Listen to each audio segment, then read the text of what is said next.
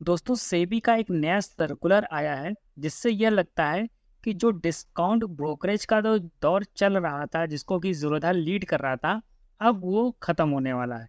तो वो थोड़ा सा न्यूज़ क्या है उसके बारे में इस वीडियो में मैं आपको बताने वाला हूँ।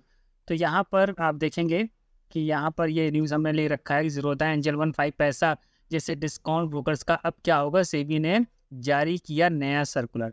तो चलिए इस न्यूज़ को मैंने यहाँ पर ओपन कर लिया है। ठीक है? तो यहाँ पर पहले मैं आपको यह बता दूँ कि अभी तक जो डिस्काउंट हमारे ब्रोकर होते थे, ये पैसा कमाते किस तरीके से थे? तो बेसिकली ये जो पैसा कमाते थे, हम लोगों से जो ये टर्नओवर फ़ीस लेते थे, टर्नओवर चार्ज लेते थे, तो उस पर इनको कमीशन मिलता था एक्सचेंज की ओर से, ठीक है? और जो जितना ज़्यादा टर्नओवर लाता था, उसको उतना ही ज़्यादा उसका कमीशन बनता था। तो इस तरीके से डिस्काउंट ब्रोकर हम लोगों से कमाते थे, फ़ीस हमसे लेते तो थे, ठीक है? और हमसे फ़ीस ये कह के लिया जाता था कि उन्हें आगे एक्सचेंज को देना है, लेकिन वहाँ पर उन्हें डिस्काउंट एक तरीके से मिल जाता था, जिससे उनकी कमाई हो जाती थी और हम लोगों को फ़ायदा ये होता था कि हमारा जैसे कि डिलीवरी जो ट्रेड है, वहाँ पर हमारा कोई ब्रोकरेज नहीं पड़ता था। ख़ासकर यहाँ पर मैं बात कर रहा हूँ एंजल वन की और ज़ीरोधा की। यहाँ पर डिलीवरी में कोई चार्ज नहीं पड़ता है। तो इसको समझने के लिए एक उदाहरण का हम इस्तेमाल करते हैं कि जैसे यहाँ पर हमने देखिए लिखा हुआ है कि मान लीजिए कि कोई ब्रोकर है जिसने ₹100 टर्नओवर फ़ीस के रूप में अपने ग्राहक से लिए, ठीक है? और ये जो फ़ीस है ब्रोकर को ऐसा नहीं कि प्रतिदिन जमा करनी पड़ती है, इसे माह के अंत में जमा करना पड़ता था। तो जो उसका टर्नओवर होता था, सामान्यतः ये डिस्काउंट ब्रोकर के बारे में बात हो रही है, तो उस पर उसे डिस्काउंट दे देता था एक्सचेंज। तो इस केस में जो हम एग्ज़ाम्पल ले रहे हैं कि क्या हुआ, अगर ₹100 जो कि टर्नओवर फ़ीस के रूप में हमसे लिया हमारे डिस्काउंट ब्रोकर ने, तो उसे ₹80 ही फ़ीस आगे देना पड़ता था और ₹20 उसकी कमाई हो जाती थी, ठीक? लेकिन अब जो सेबी का नया सर्कुलर आया है, ठीक है?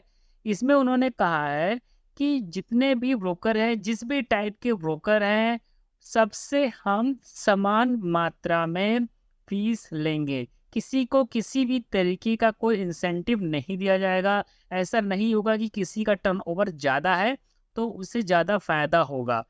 तो अब जो स्थिति है, इस स्थिति को देखते हुए ये लगता है कि आने वाले समय में, चाहे वो आपका ज़ीरोधा हो, चाहे वो एंजल वन हो, ये अपनी कमाई के लिए हम लोगों से ब्रोकरेज वसूल करेंगे।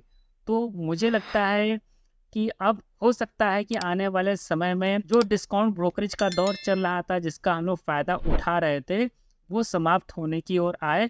और जब ऐसी स्थिति होगी, तो जो एडवांटेज था ज़ीरोधा के पास में या एंजल वन के पास में, वो भी आपको घटता हुआ नज़र आएगा और ये इक्विवेलेंट हो जाएँगे और भी जो भी आपके डिस्काउंट ब्रोकर है, चाहे वो अपस्टॉक हो गया, चाहे वो आपका ग्रो हो गया, चाहे वो आपका पेटीएम मनी हो गया। फिर आदमी देखेगा कि जहाँ पर उसको ज़्यादा सुविधाएँ मिल रही हैं, जहाँ पर उसको ज़्यादा फीचर्स मिल रहे हैं, जहाँ पे उसको ज़्यादा लीवरेज मिल रहा है, तो ऐसे ब्रोकर के साथ में वो अकाउंट ओपन करवाना पसंद करेगा।